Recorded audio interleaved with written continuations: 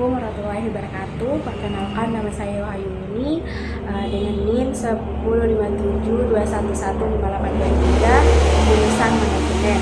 Nah, di sini saya akan sedikit menjelaskan tentang mata kuliah studi kelayakan bisnis, yang dimana ada 4.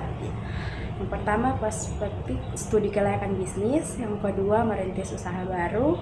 Yang ketiga, membeli perusahaan baru, franchise. Yang keempat, memahami aspek manajemen.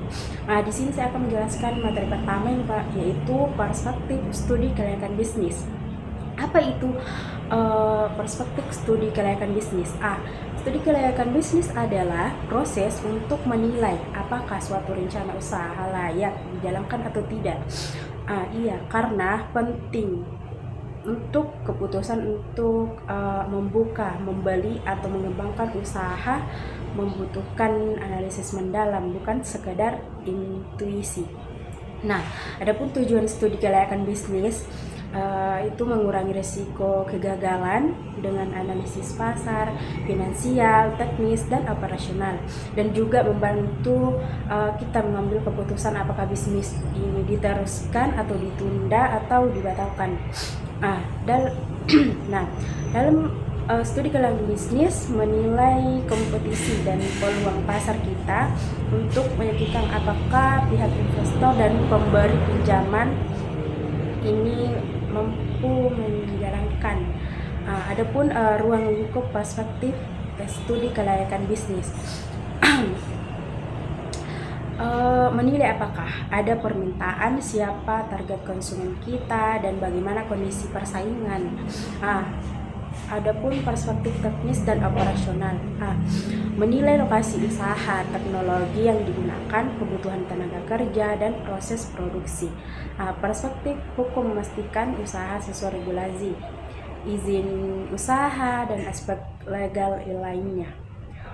Adapun perspektif finansial, yang dimana mengukur apakah usaha menghasilkan keuntungan dengan menghitung modal, dan juga mempunyai biaya operasional, BEP, NPF, IRR, dan payback periode.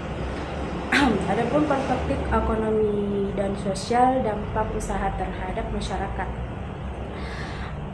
Dampak usaha terhadap masyarakat memiliki lapangan kerja atau ekonomi daerah.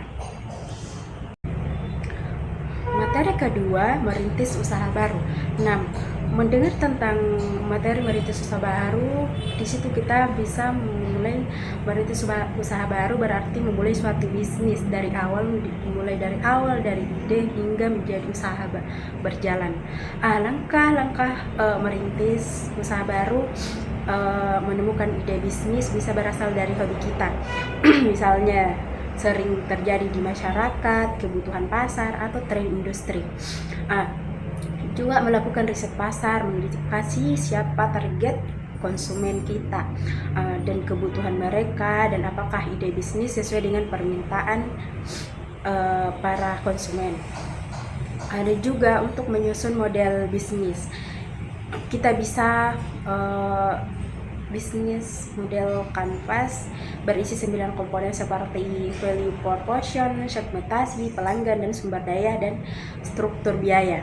Dan juga menyusun perencanaan bisnis atau bisnis plan, mencakup tentang visi atau misi, strategi pemasaran, kebutuhan modal, dan proyek keuangan. Menentukan legalitas usaha, mengurus izin usaha, NIP, merek dagang, dan peraturan lainnya.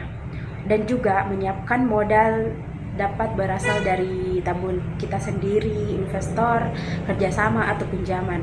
Dan juga menyiapkan operasional usaha, menentukan seperti menentukan lokasi, peralatan, supplier, dan proses kerja. Dan juga kita bisa meluncurkan produk-produk baru dari evaluasi setelah usaha berjalan, dan melakukan perbaikan terus-menerus sesuai umpan balik pelanggan. Dan juga tantangan merintis usaha baru, modal terbatas, tidak memiliki reputasi atau pelanggan awal, resikonya kegagalan lebih tinggi, dan juga harus belajar hal dalam waktu singkat. Baik. Nah, materi ketiga itu membeli perusahaan atau franchise. Apa itu franchise? Selain merintis dari awal, seseorang kita dapat berbisnis dengan membeli perusahaan yang sudah ada atau membeli franchise. Yang pertama, membeli perusahaan yang sudah berjalan itu berarti mengambil alih bisnis yang sudah memiliki pelanggan, aset, sistem operasional, dan reputasi. Nah, dan juga keuntungannya itu usaha sudah berjalan dan memiliki risiko yang lebih rendah, sudah memiliki pelanggan tetap, arus kas dan pendapatan sudah jelas, dan sistem operasional telah stabil, dan risikonya itu masalah tersembunyi seperti utang reputasi atau aset yang tidak layak.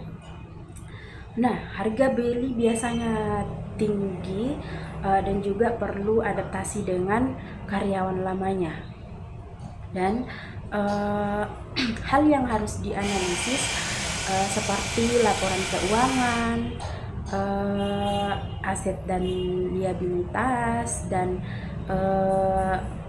perjanjian dan kontrak, dan juga kondisi pasarnya, dan juga alasan pemilik menjual.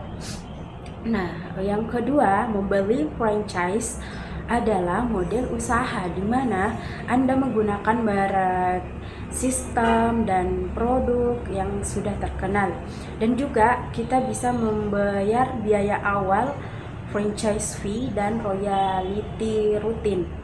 Nah, keuntungan franchise ini, merek sudah terkenal, pemasaran lebih mudah, dan juga ada pelatihan dan dukungan dari franchisor, yang dimana risikonya itu kegagalannya lebih kecil, dan juga sistemnya itu sudah teruji oleh kantornya. Dan juga kelemahan franchise. Kelemahan franchise, kebebasan kreatif terbatas, dan yang pertama harus bayar royalty, dan juga tergantung reputasi franchisor, atau jika buruk Anda juga ikut terkena dampaknya. Baik, terima kasih. Nah, materi yang terakhir yaitu memahami aspek-aspek manajemen bisnis. Manajemen bisnis adalah proses merencanakan, mengorganisasikan, mengarahkan, dan mengawasi seluruh aktivitas untuk mencapai tujuan perusahaan. Nah, aspek paling penting dalam dunia manajemen bisnis, yang pertama aspek manajemen sumber daya manusia. Ya, seperti apa itu? Seperti pelatihan, pengembangan karyawan, dan evaluasi dan kompetensi SDM. Nah, SDM adalah aset yang menentukan kualitas barang atau operasional perusahaan. Nah, yang kedua, aspek-aspek manajemen pemasaran. Apa itu aspek manajemen pemasaran? Seperti apa itu? Seperti kita segmentasikan target kita, posisi kita, dan juga bauran pemasaran terhadap produk kita, harga dan tempat, dan promosi. Nah, riset konsumen tujuannya itu menarik dan mempertahankan pelanggan. Yang ketiga, aspek manajemen operasional proses produksi. Seperti apa itu? Seperti mengendalikan kualitas, pengelolaan inventory, dan supply chain atau operasi yang efisien untuk mengurangi biaya dan meningkatkan kualitas. Yang keempat, aspek manajemen keuangan atau pengelolaan kas. Dalam pengelolaan kas, kita butuh merencanakan bagaimana keuangan dan juga investasi dan penganggaran, dan juga kita analisis laba rugi